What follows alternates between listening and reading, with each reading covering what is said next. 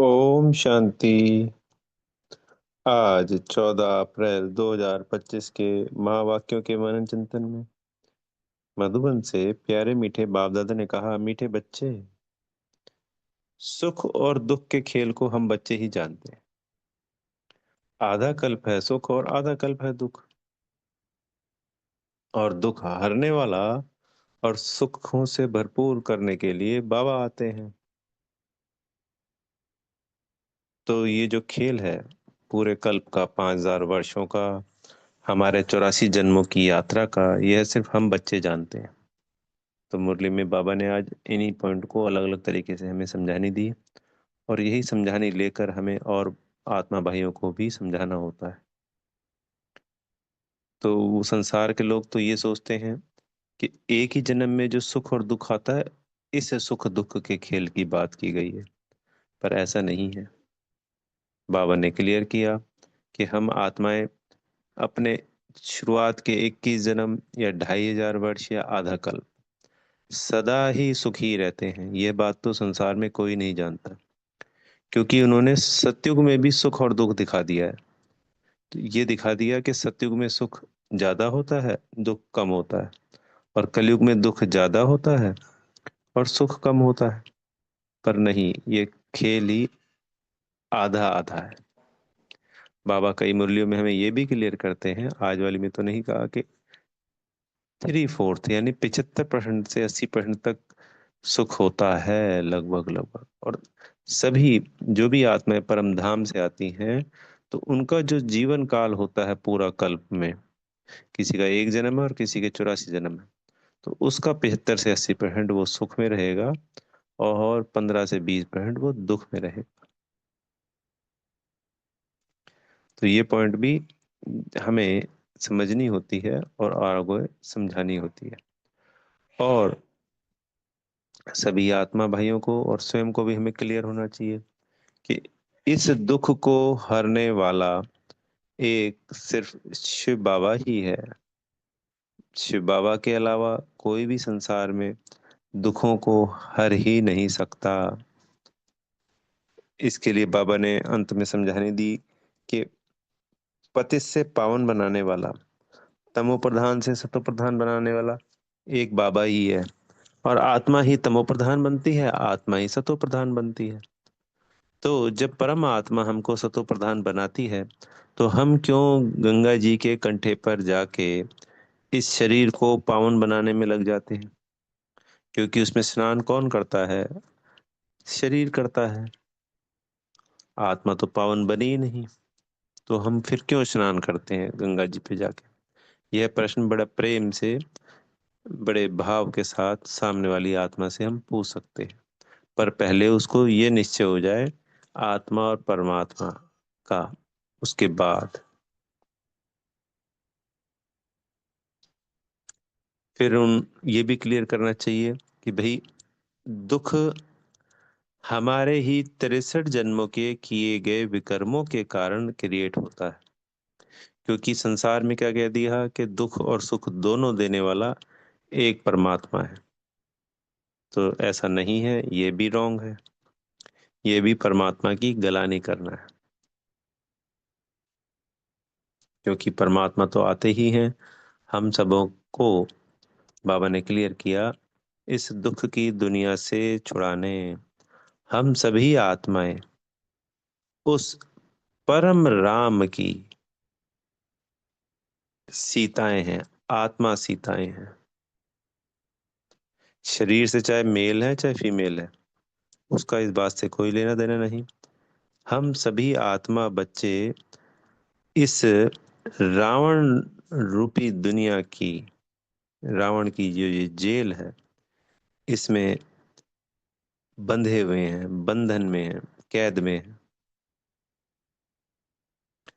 तो वो परम राम आकर इस पुरुषोत्तम संगम युग पर हम सभी सीताओं को पावन बनाकर अपने संग परम धाम ले जाते हैं।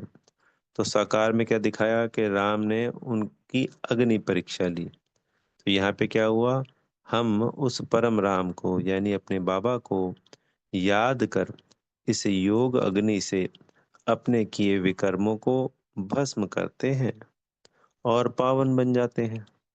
और सभी पावन आत्माएं ही परम धाम जाती हैं। बाबा ने आज मुरली में क्लियर किया कि परम धाम में रहने वाली हर आत्मा सतो प्रधान है, पावन है।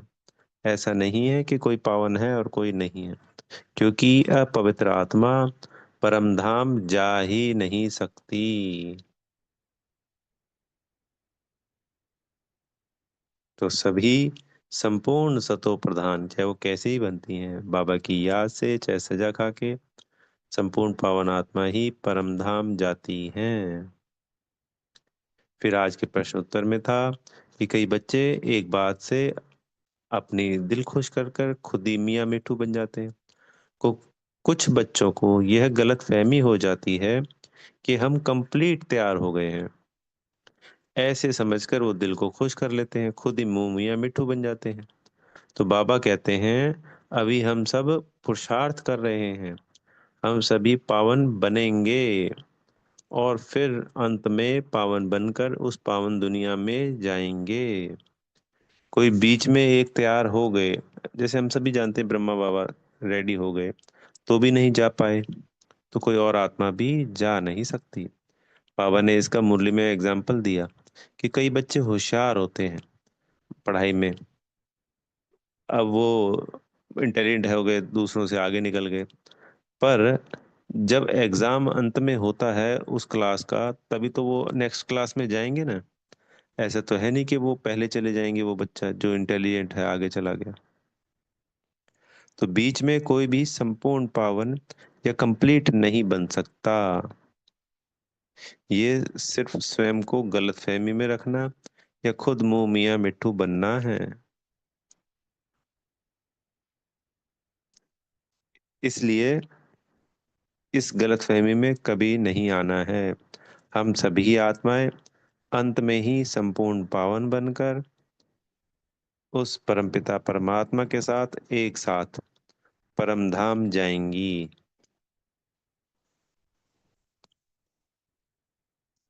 अब कई बच्चे कहते हैं कि जी दादी चली गई और बाबा चले गए, वो संपूर्ण पावन बने हैं, पर सेवा अर्थ है।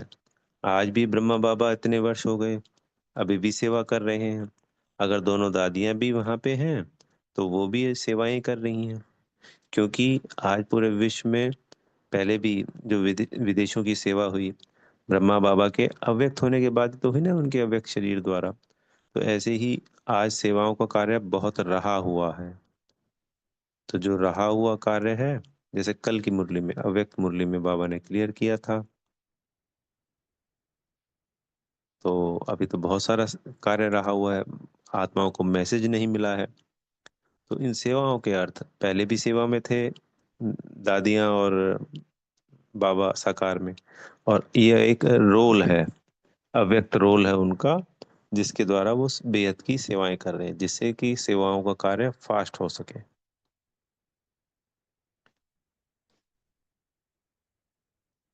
ये बातें आज की मुरली में नहीं है, पर अगर प्रश्न उठता है मन में कि बीच में कंप्लीट नहीं बनते हैं, उस प्रश्न का आंसर है, कोई किसी के मन में कोई दुविधा ना हो। फिर बाबा ने आज मुरली में कहा कि हम बच्चों को पहचान मिलती है कि हम सब आत्माएं हैं और यहाँ पे इस संसार में मनुष्य योनि में अपना रोल निभा रहे हैं। रोल छोटा बड़ा हो सकता है, पर आत्मा छोटी बड़ी नहीं होती है। इसके लिए बाबा ने ये भी एग्जाम्पल दिया कि साधु सन्यासी सोचते हैं भ्रकुटी में आत्मा रहती है, पर वो आत्मा का साइज बड़ा समझते हैं, क्योंकि जब पूजा करते हैं तो शालिग्राम का साइज बड़ा बनाते हैं। तो अंगुष्ठी मिसल बता दी आत्मा को भ्रकुटी के मध्य में, या और अलग अलग साइज बता दिए गए। फिर ये कह देते हैं कि आत्मा सो परमात्मा, हम ही भगवान है। ये साधु सन्यासी ऐसा समझते हैं, और फिर ब्रह्म में जाके लीन हो जाएंगे। तो लीन होने का तात्पर्य हो गया कि अपना रोल समाप्त कर लेना। तो ऐसा कभी हो नहीं सकता। सभी आत्माएं पावन हैं, पर सबके अंदर अपना अपना रोल फिक्स है, अपना अपना रोल भरा हुआ है हर आत्मा में।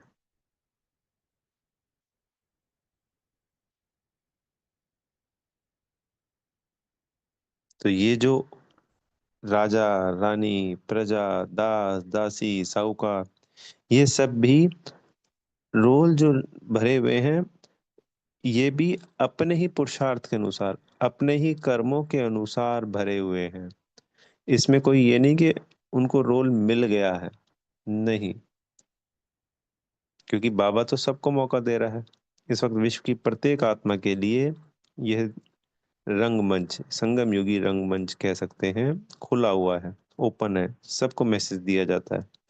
तो जो इस बात को अडॉप्ट कर लेता है, मान लेता है, इस रास्ते पे चलता है, बाबा की श्रीमत का पालन करता है, वो चीजें प्राप्त कर लेता है। वो अपना रोल्स हम स्वयं बनाते हैं, सभी आत्मा।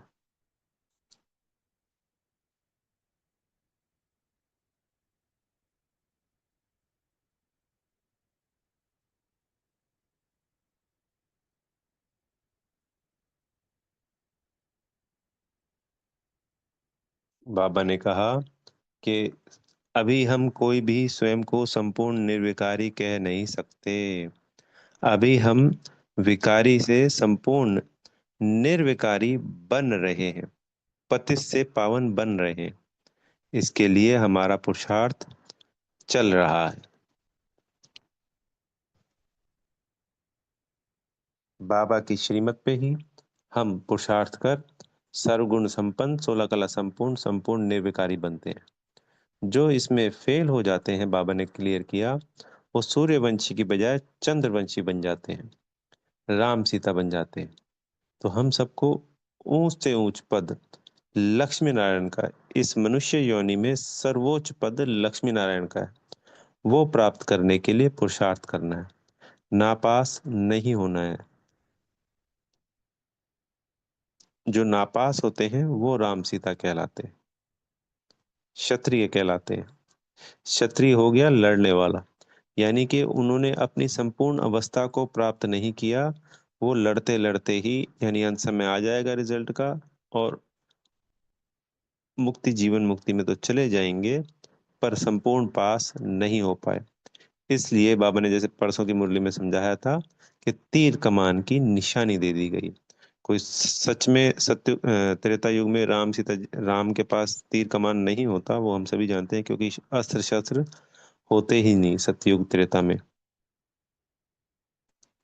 तो बाबा की याद से बाबा ने कहा है, विकर्म अपने विनाश करने हैं, बिंदी समझ बिंदी बाबा को याद करना है, और संपूर्ण पावन बनकर बाबा के संग जाना है। तो अपनी याद की यात्रा को हमें बढ़ाना है। फिर इसके बाद आज वरदान दिया बाबा ने हमें, स्वयं स्थिति द्वारा परिस्थितियों पर विजय प्राप्त करने वाले संगम युगी विजयी रतन भाव।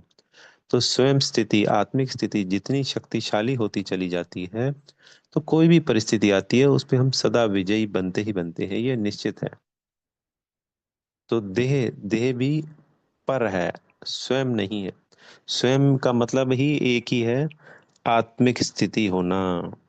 स्वयं की देह भी पर स्थिति में आती है। तो इसको पर धर्म या देह की स्मृति या प्रकृति धर्म, ये प्रकृति की है, प्रकृति के पांचों तत्व अलग है।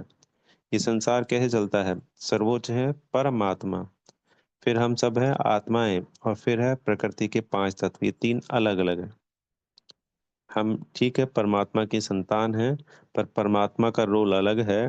वो सदा परम धाम में है, वो इस जन्म मरण से न्यारे प्यारे हैं, हमको पति से पावन बनाने वाले हैं। हम इसके अंदर पार्ट में समाये हुए हैं, हम पतित हैं और हमें पावन बनाया जाता है। और प्रकृति के हम पांच तत्वों का आधार लेते हैं। तो ये हमारी नहीं, अपनी नहीं है। तो इस देह की स्मृति को भी हमें भूल जाना है। जैसे जैसे हम इस देह की स्मृति को भूलते जाएंगे, हमारे सुख की अनुभूति बढ़ती जाएगी। विक्रम आत्मा के बाबा की याद से स्वतः ही तीव्रता से भस्म होने लगेंगे। यह देह भान भी, या यह देह की याद भी हमें दुखी करती है, दुख को याद दिलाती है। इसलिए इसकी स्मृति से भी हमें परे जाना है। तो बाबा ने कहा कि जो सदा स्वयं स्थिति में, यानी आत्मिक स्थिति में रहता है, वह सदा सुख का अनुभव करता है, उसके पास दुख की लहर आ नहीं सकती। तो वह सदा संगम युग का विजयी रतन बन जाता है। फिर स्लोगन है, परिवर्तन शक्ति द्वारा व्यर्थ संकल्पों के बहाव के फोर्स को समाप्त करो। तो परिवर्तन की शक्ति भी शक्ति होती है, जो कि हमें बाबा से परम धाम में जब हम जाते हैं तो लेनी है। जैसे कल बाबा ने एकाग्रता की शक्ति के लिए कहा, तो एकाग्रता की शक्ति से हमें सर्व शक्तियां प्राप्त हो जाएंगी। तो इन मुख्य ये बेसिक हैं। तो पहले हमें एकाग्रता की शक्ति लेनी है। फिर एकाग्रता की शक्ति से जब आत्मा भरपूर हो जाएगी, एक ही बात में टिक जाएगी, एक ही संकल्प में टिक जाएगी, तो फिर हमें ये परिवर्तन की शक्ति भी बाबा से लेकर अपने का स्वयं का परिवर्तन करना है। फिर आज के अव्यक्त इशारे में बाबा ने कहा कि लोग कहते हैं, संसार के भक्त आत्माएं कहती हैं, जिधर देखो उधर तू ही तू है। और हम क्या कहते हैं बच्चे बाबा के, कि हम जो करते हैं, जहाँ जाते हैं, ये मतलब हम कहते हैं ना, तुम ही संग चलूं, तुम ही संग बैठूं, तुम ही संग खाऊं, तुम ही संग सोऊं। तो अर्थात तू ही तू है। तो जैसे कर्तव्य साथ साथ है, ऐसे हर कर्तव्य कराने वाला यानी करण करावनहार सदा कंबाइंड है, ये हमें याद रखना है। और मैं आत्मा करणहार हूँ। जैसे कल अव्यक्त मुरली में बाबा ने कहा कि अपने निमित्तपन का हमेशा ध्यान रखना है। अपनी चार चेकिंग बताई थी ना, निमित्त, निर्माण, फिर निर्माण, और फिर चौथा निर्वाण। तो कोई भी कर्म करते हुए हमेशा निमित्त समझना है, करणहार, निर्माण यानी देह भान ना हो, मान शान की इच्छा ना हो। फिर हमें निर्माण करना है, स्वयं का निर्माण और इस संसार का निर्माण निमित्त बनकर। और निर्वाण यानी वाणी से परे स्वयं को भी जाना है, और परम धाम में निर्वाण धाम भी हमको जाना है। तो वो चार पॉइंट भी हमें, वो होमवर्क मिला हुआ है, उस पर हमें फोकस करना है। तो आज उसमें से बाबा ने करण करावनहार और मैं आत्मा करणहार या निमित्त सदा ही कंबाइंड हूँ। अच्छा, ओम शांति। बेहद का धन्यवाद मेरे प्यारे मीठे माता पिता, बाप दादा जी का, आप सभी आत्मा भाइयों का, और दिल से बेहद की शुभकामनाएं, शुभ भावनाएं। सदा स्वयं स्थिति से स्थित हो, सभी परिस्थितियों पे हर कल्प कल्प के संपूर्ण विजयी रतन हैं। ओम शांति।